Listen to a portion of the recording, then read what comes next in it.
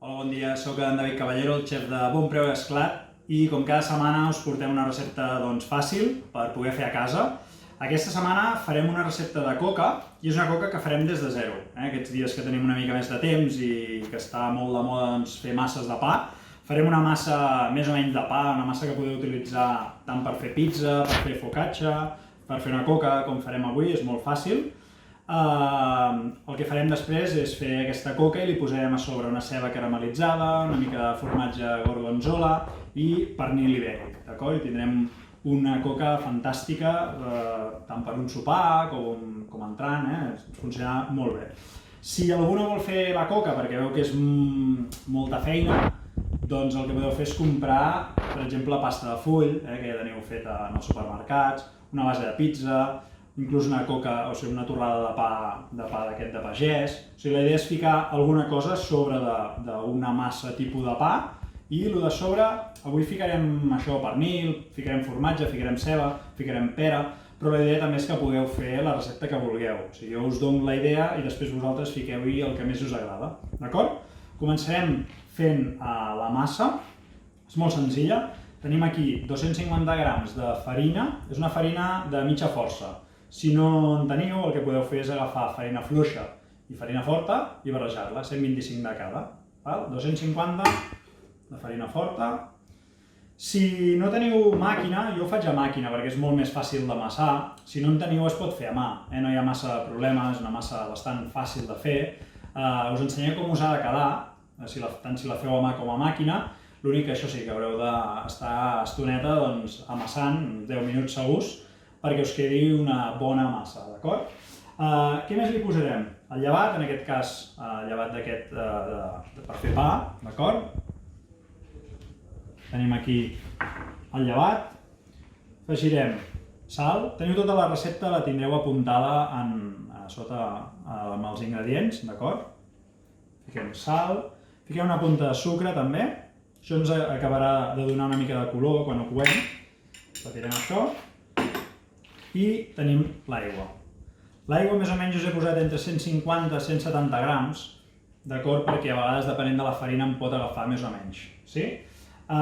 Deixarem l'oli, perquè primer farem com 5 minutets d'amassat i després li afegirem l'oli, d'acord? Comencem a amassar,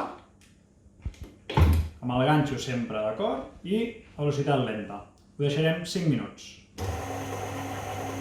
Tenim aquí la massa ja bastant feta i ara afegirem l'oli, un oli d'oliva verge extra, d'acord?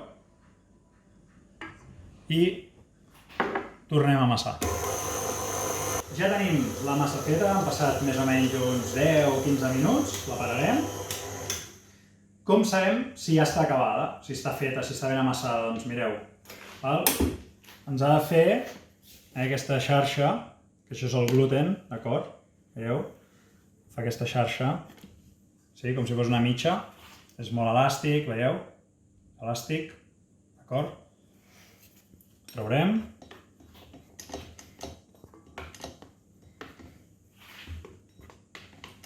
Veieu que se'ns enganxa. Ara quan la deixem reposar, no serà tan enganxosa, hem de deixar-la sempre reposar les masses. Farem dos reposos. Un repòs en bloc, tal com està ara, així. I després formarem la coca i la tornarem a deixar reposar. Veieu? Té aquesta... Veieu el que fa? Fa aquesta mena de xarxa. Ja la tenim.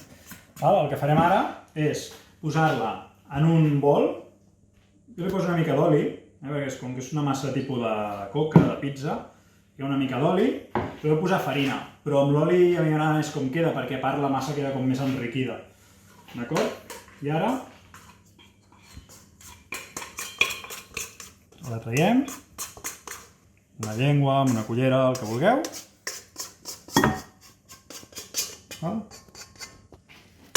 I la deixem aquí en el bol. Veieu el que us deia? Això se'ns evita que se'ns enganxi. D'acord? I ens fa aquesta xarxa, mireu, que xula. I ara això ho taparem. Taparem perquè no se'ns assequi, perquè l'aire no ens faci una crosta, i això ho deixarem reposar. Més o menys quanta estona? Doncs aproximadament que dobli més o menys el seu volum. Estem parlant, doncs, depenent. En aquesta època ara d'estiu, en mitja hora segurament tindrem prou. Si fes molt de fred, doncs una miqueta més, d'acord? Ens ho enduem i sempre fora de la nevera, això és important.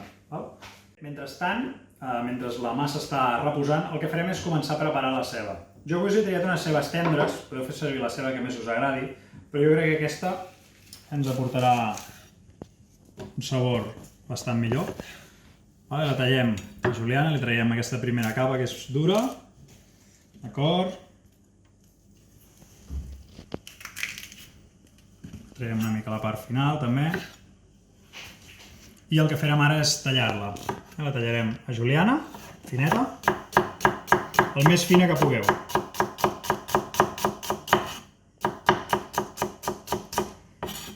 I el tronc igual, d'acord? Podem tallar així si voleu.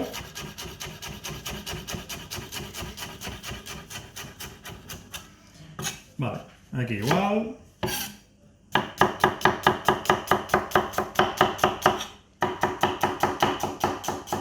Això podeu utilitzar, si voleu, també una ceba de figueres, podeu utilitzar calçot, podeu utilitzar l'escalunya, la ceba que més us agradi, d'acord? I la posarem aquí a la paella, tallarem les dues, Fem servir les dues, tallem el cul, tallem per la meitat. Fem aquesta primera capa més dura.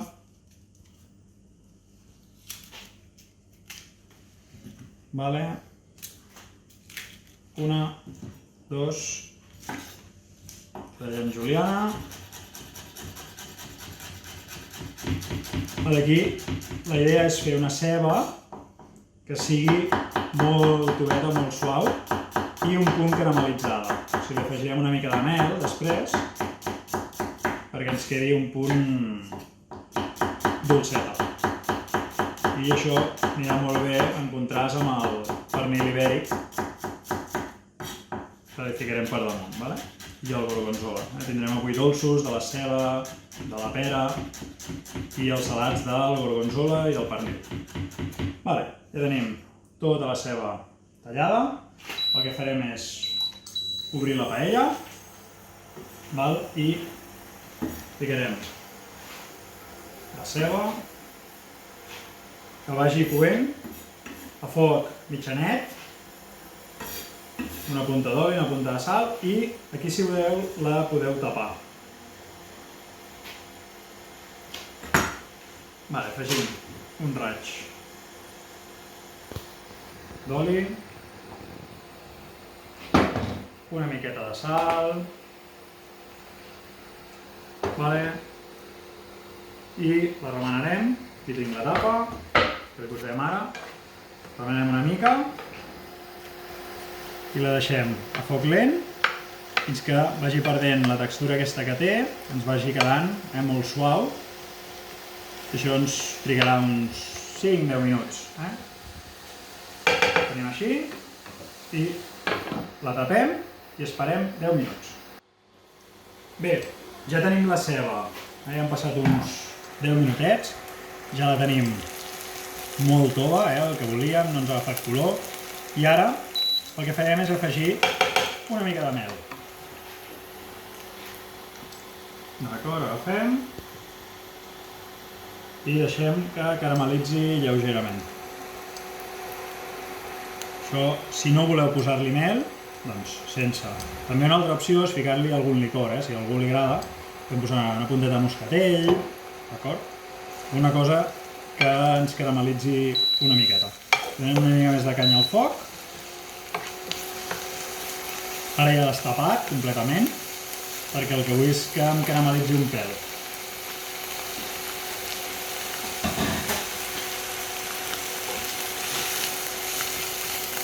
Això se'ns acabarà també d'agafar color en el forn, quan la posem, per tant no cal ara que ens quedi totalment caramelitzada, perquè amb el mica de sucre que té en el forn ja ens acabarà d'agafar el coloret. Des d'aquí ja fa aquesta olor dolça, de mel. Jo el trauria perquè després, si no, se'ns quedarà molt cremada en el forn. La retirem, la posem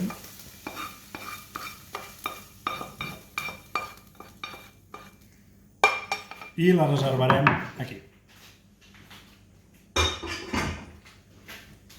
Guardem la paella, la tenim reservada aquí en un cantonet. I ara el que farem és, mentre es refreda una mica la ceba, el que farem és estirar la massa de coca, que ja he reposat una estona, i us ensenyaré a estirar-la. La tenim aquí, ens ha reposat, traiem, ja veieu que se'ns ha inflat. Ja veieu que ens està fent aquí unes bombolletes superxules. Això és tot l'aire que tindrà, d'acord, veieu? El que farem ara és, podeu utilitzar un corró, si voleu, o l'altra manera, molt més fàcil, es pot fer amb les mans. Jo ho faré amb les mans, perquè crec que és molt fàcil de fer, d'estirar, i també ens donarà una sensació d'una coca més feta a casa, d'acord? Agafem una safata, aquí, retirarem una mica la inducció, posem la safata aquí, punteta de farina, es pot estirar molt també, si voleu, però amb farina és una mica més fàcil, jo crec. I ara el que farem és agafar una porció de massa, val?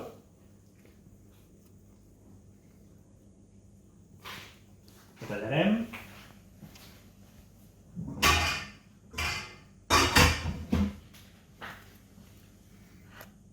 Més o menys tallarem la proporció d'una coca i senzillament agafem una miqueta de farina i amb les mans l'anem estirant, d'acord? Estirant una mica. Fàcil,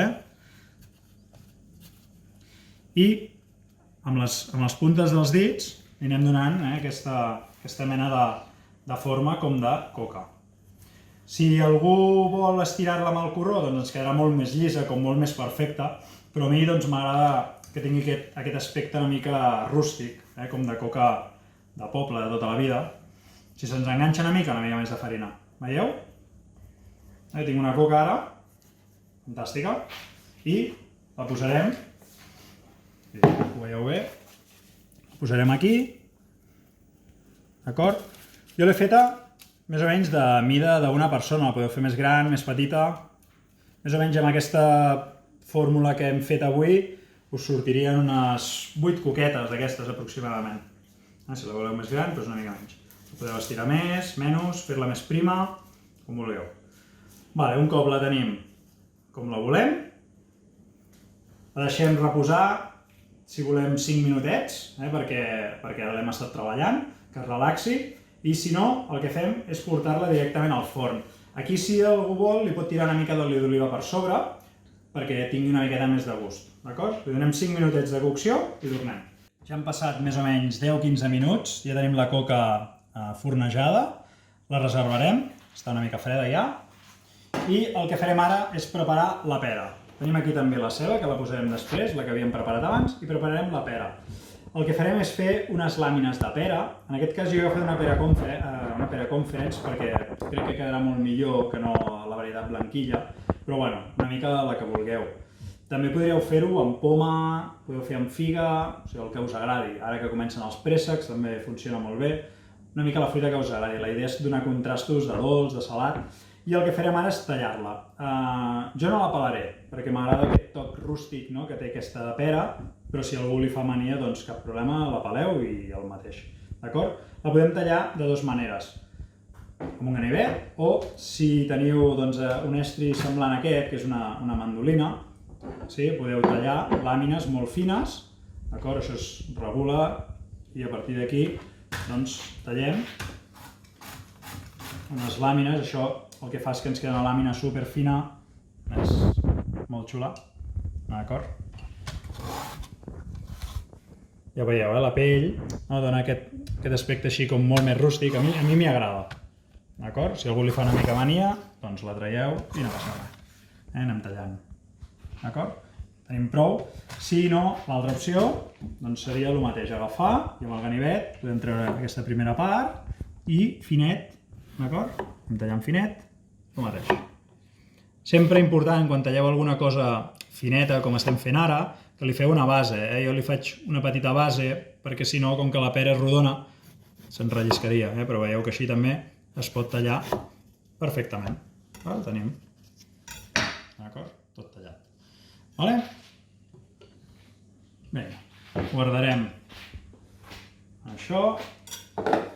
Ja tenim, ara, passarem un paperet.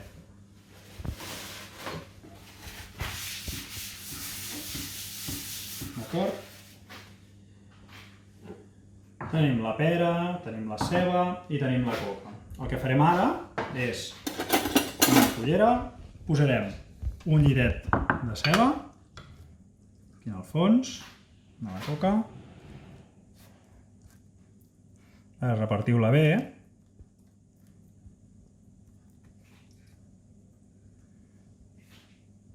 Vale. I a sobre li posarem la pera. Podeu ficar aquestes làmines així més en forma de pera, si voleu, com si fos un carpaccio, una mica, o podeu capicuar, que us agradi, o totes cap al mateix cantó, una mica cadascú com li agradi.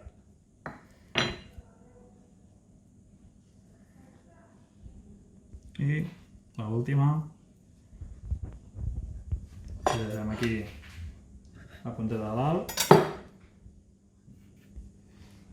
Ja tenim, veieu, teniu la coca, hem posat tota la ceba, la pera i ara la ficarem, 3-4 minuts al forn perquè aquesta pera agafi una mica de calor, es fongui una mica i ja quasi tenim la coca finalitzada. La posem uns 5 minutets al forn.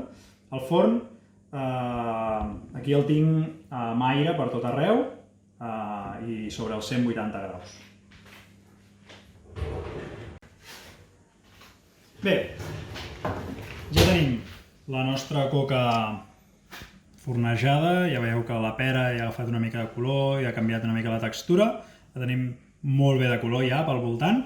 El que farem ara, ràpidament, li ficarem una miqueta de formatge gorgonzola. Aquí el formatge que vulgueu. A mi aquest contrast de pera, formatge blau, m'agrada molt.